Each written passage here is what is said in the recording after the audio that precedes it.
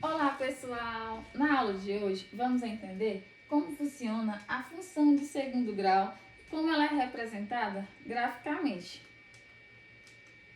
Chama-se função quadrática ou função polinomial do segundo grau qualquer função onde o conjunto dos números reais é dada pela seguinte lei de formação: f de x é igual a x ao quadrado mais bx mais c, onde a, b e c são números reais e a tem que ser diferente de zero. Mas por que a tem que ser diferente de zero? Pois se o valor de a for zero, sobrará simplesmente o valor de bx mais c. Sabemos que quando não possui expoente, o expoente aqui é 1. Então a gente tem só uma função de primeiro grau, porque quem determina o grau da minha função é o expoente. Se não tivermos o valor de a, não teremos o expoente 2. Não teremos o segundo grau. O gráfico de uma função de segundo grau, ele é uma curva. E essa curva ela é chamada de parábola. Sabe aquele movimento que a gente faz ao jogar uma bola para cima? Ela se chama parábola. Olha a matemática aí no dia a dia. Quando faz o seguinte movimento, esse ponto em qual jogamos a bola é chamado de ponto máximo, tá? Que a gente vai ver posteriormente.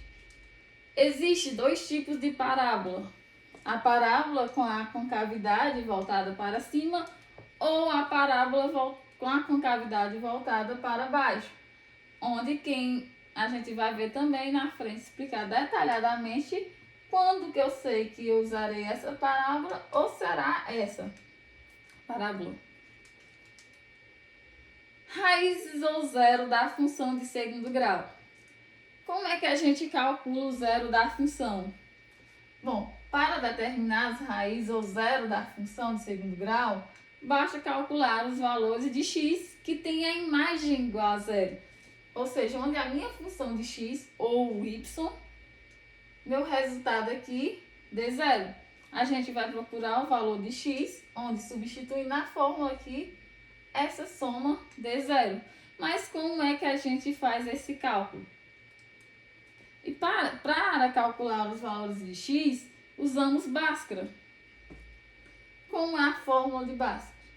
Bhaskara diz que x é igual a menos b mais ou menos raiz de delta sobre 2a. E como é que eu calculo? Mas antes de fazer isso, calculamos o delta. Mas quem é delta? Bom, delta é igual a b ao quadrado menos 4 vezes a vezes c.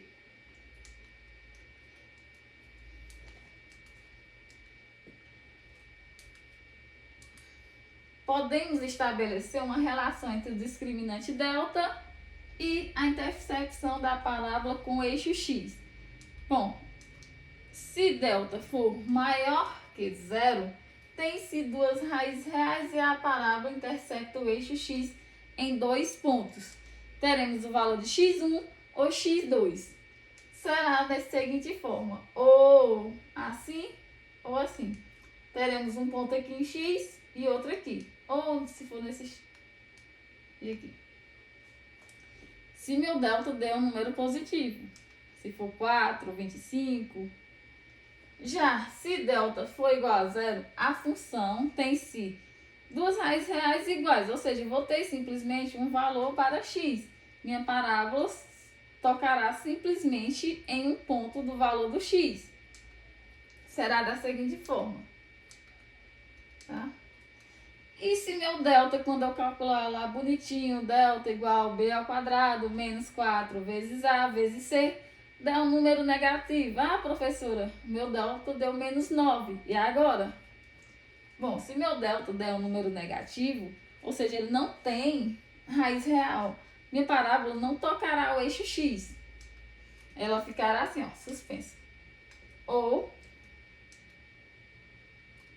com a concavidade voltada para baixo, mas não tocará, tá vendo aqui o eixo x não tem nenhum ponto, tá?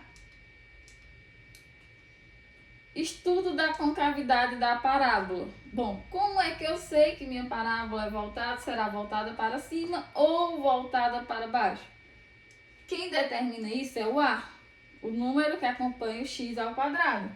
Se meu ar for maior que zero, a concavidade da parábola é voltada para cima.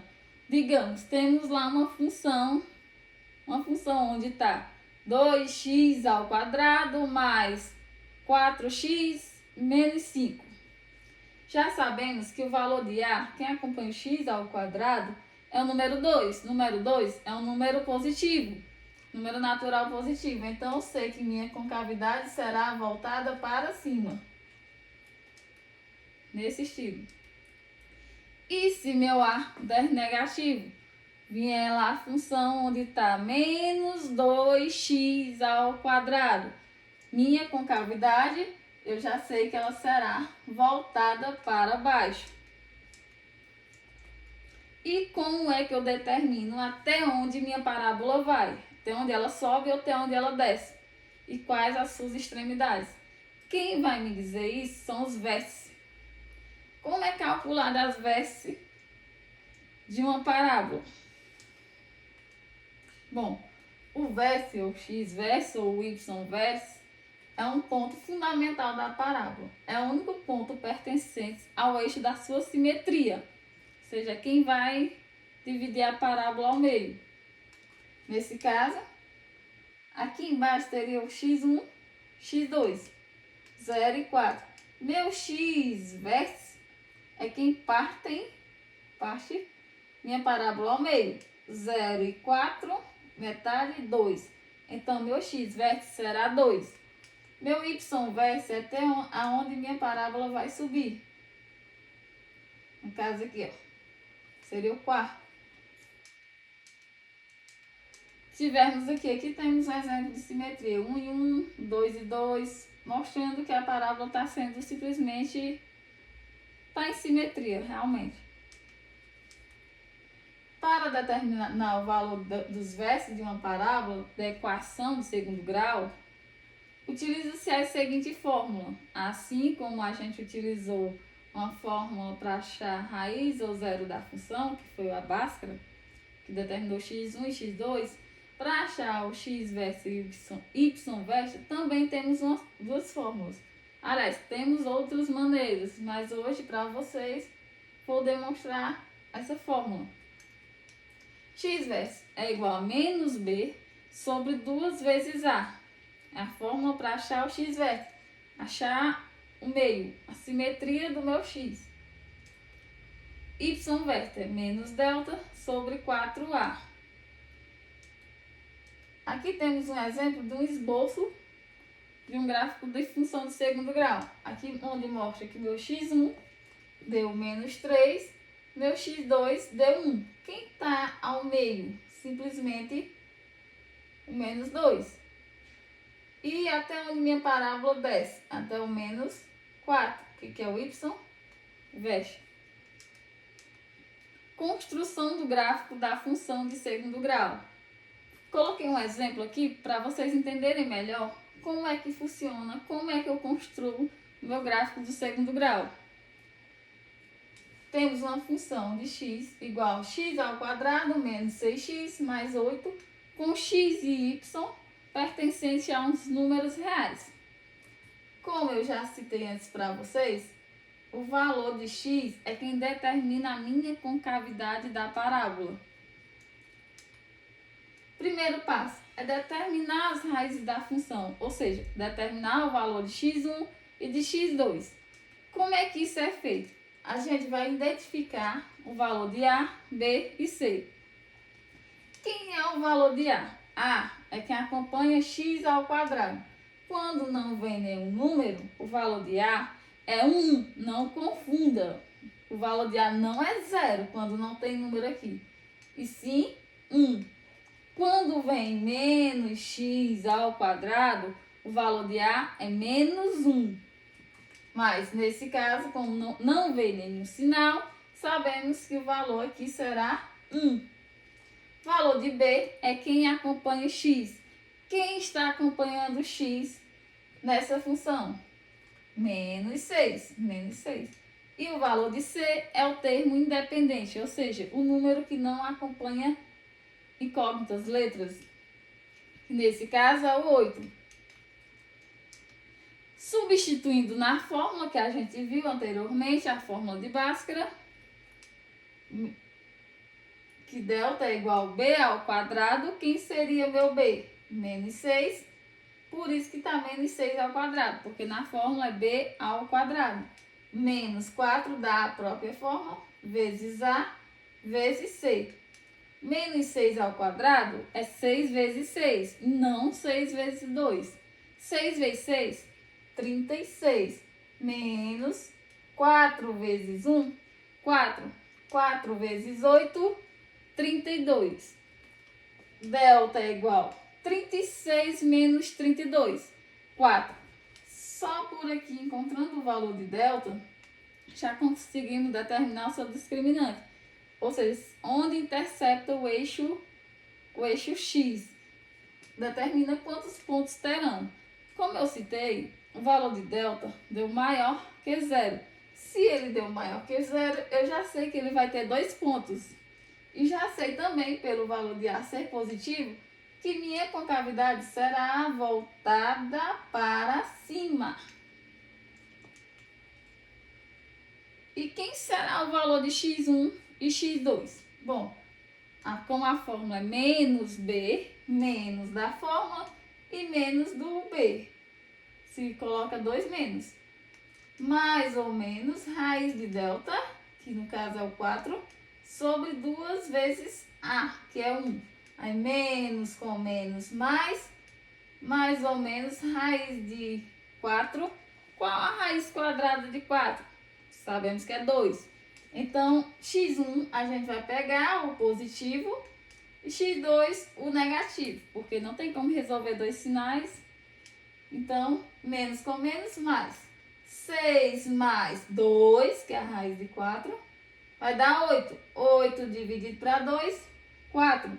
Encontramos o primeiro valor para x. x1. x2, menos com menos, mais. Agora utilizo menos. Menos 2. 6 menos 2, 4. 4 dividido para 2, 2.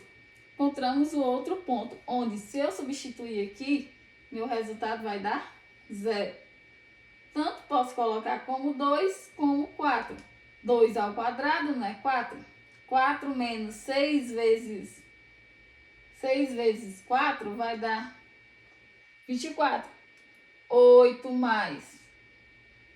Subtrai, né, que vai dar 0 o meu resultado. Minha imagem será 0. Mas como a gente quer ver como é a construção desse gráfico, vamos ver o segundo passo. Que é o primeiro passo, nós encontramos o valor de x1 e x2. O segundo passo é o estudo da concavidade. Como eu já falei, se o valor de A é positivo, a concavidade será voltada para cima. E o terceiro passo é determinar o vértice da parábola, ou seja, até onde minha parábola sobe ou desce. Para achar o x-vértice, como eu falei, menos b sobre 2a, meu x-vértice será 3, ou seja, o centro da minha parábola será 3. Y-vértice será menos 1. O quarto passo é o ponto de interseção da função com o eixo y. Ou seja, se meu x for 0, meu y será quanto? Substituindo, 0 ao quadrado é 0, menos 6 vezes 0, 0, 8. Ou seja, quando o meu x for 0, meu y será 8. Quinto passo é fazer o gráfico, o esboço do gráfico em si. Temos aqui o eixo y e o eixo x. Os pontos que já encontramos. O x-vértice, no caso é o 3, e o y-vértice, no caso é o menos 1. E aqui até onde corta a minha parábola, que é o 0 e 8. Quando meu y é 0, aliás, quando meu x é 0, meu y será 8.